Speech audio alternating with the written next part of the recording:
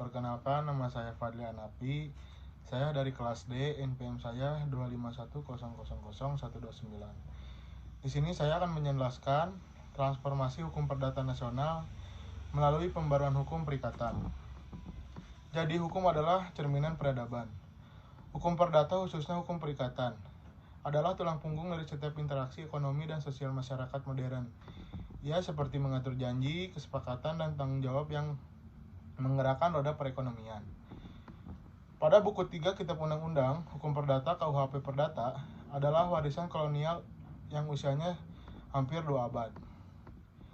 Sejak zaman kolonial, hukum perikatan di Indonesia banyak dipengaruhi oleh sistem hukum Belanda, khususnya dalam bentuk Burgerlijk Wetboek, bisa disebut BW, atau Kitab Undang-Undang Hukum Perdata KUHP Perdata yang disahkan pada tahun 1847. Sejak Indonesia merdeka, tahun 1945, adanya kekosongan hukum yang harus segera diantisipasi. Karena itu, dengan peniadaan penggolongan penduduk, serta melalui pasal 2 aturan peralihan Undang-Undang 1945 KUHP Perdata, tetap berlaku agar kehidupan hukum dan kepastian hukum tengah masyarakat tidak terhenti. BW atau KUHP Perdata mengatur berbagai hal mengenai perikatan, baik yang berhubungan dengan kontrak, ganti rugi, serta hubungan antara kreditur dan debitur. Hukum perikatan ini menjadi acuan sebagai sistem hukum perdata di Indonesia, meskipun telah mengalami perubahan dan penyusunan dengan keadilan sosial dan ekonomi dan politik Indonesia yang terus berkembang. Burgerlijk Wetboek tidak dirancang untuk seluruh penduduk Hindia Belanda. Isi hanya berlaku bagi golongan Eropa dan Timur Asing. Sementara, bagi pribumi berlaku sistem yang berbeda. Hukum perikatan yang out of date menciptakan risiko ketidakpastian hukum dan menghadapi dinamika abad ke-21. Setelah itu, kondisi ini menimbulkan 2 tantangan besar. Seperti yang pertama, ketidakpastian hukum, kurangnya regulasi atau adaptasi. Yang kedua, kesenjangan keadilan, norma-norma lama gagal, memberikan perlindungan yang memadai bagi pihak yang lebih lemah, terutama dalam kontrak baku dan transaksi digital. Setelah itu, ada beberapa isu krusial yang perlu menjadi perhatian kita bersama mengenai hukum keperdataan antara lain, seperti pembaruan hukum perikatan. Perkembangan global menuntut kita untuk mengintegritas prinsip-prinsip hukum kontrak internasional.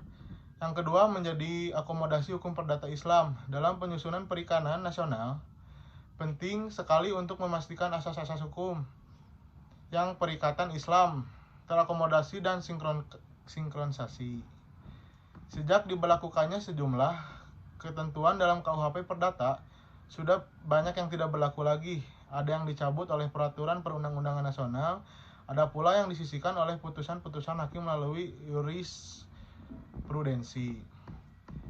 Setelah itu, realitas menunjukkan bahwa hingga kini KUHP Perdata masih dijadikan rujukan utama yang bersifat mengikat, sebuah kata yang menegaskan betapa pentingnya segera menghadirkan hukum perdata nasional yang benar-benar lahir di nilai, budaya, dan aspirasi bangsa Indonesia. Selain pembaruan hukum perikatan, kita juga dihadapkan pada tantangan lain seperti harmonisasi hukum perdata, sinkronisasi peraturan lintas bidang, dan perlindungan hak anak dan perempuan. Saat ini, pemerintah telah berupaya melakukan pembaharuan terhadap berbagai warisan hukum kolonial, seperti kitab kodifikasi, baik hukum pidana maupun perdata. Sebelumnya tercecer di berbagai peraturan dan akhirnya merangkai kembali dalam satu kitab hukum pidana nasional yang baru.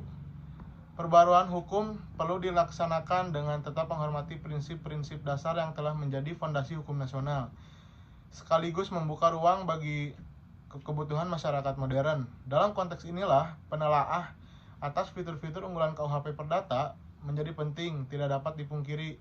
Kitab ini telah memberikan fondasi yang kokoh bagi praktik hukum perdata di Indonesia. Fondasi tersebut kini perlu disesuaikan dengan dinamika zaman, sehingga hukum perdata kita tidak tertinggal, melainkan berkembang menjadi sistem yang lebih modern, relevan, dan mencerminkan jati diri bangsa. Cukup sekian dari saya. Assalamualaikum warahmatullahi wabarakatuh.